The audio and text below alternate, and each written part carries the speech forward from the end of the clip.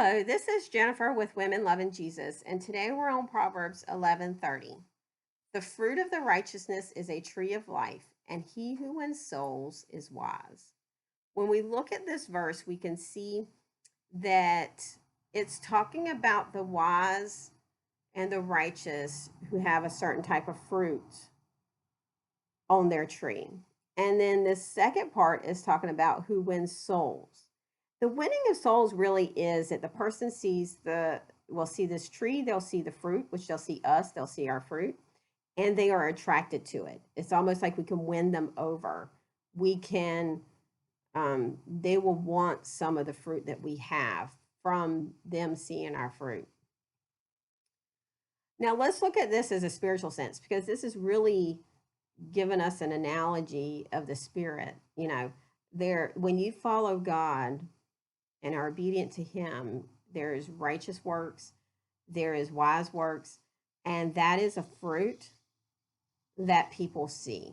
It is in your life, it is in you spiritually. Whereas when there is disobedience, falling away from the Lord, there is a fruit that is rotten, that is not good. It's not good for you. It doesn't produce. And that is barren. You may not even have fruit, right? At all. It may not only be rotten, it may not even be visible.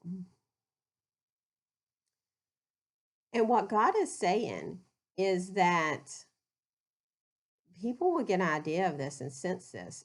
And if you are, think about it, right?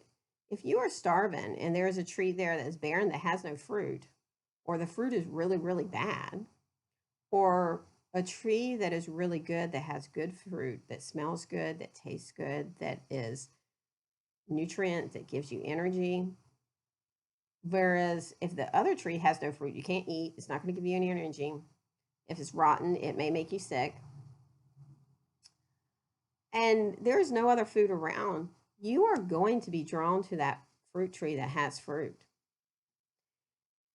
Now, what this is happening in real life is out there in this world, there are some empty, worn out souls and spirits.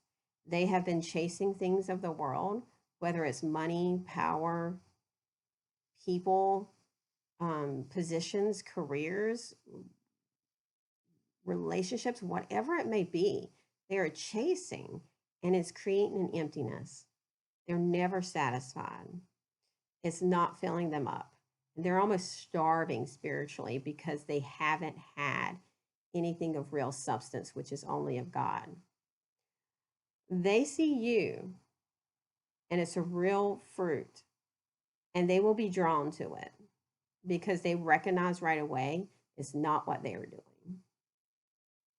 And it's not something, and they can see that in some ways you have a piece. People can tell when you have a piece of Christ because it cannot be duplicated. You can't fake a piece, right?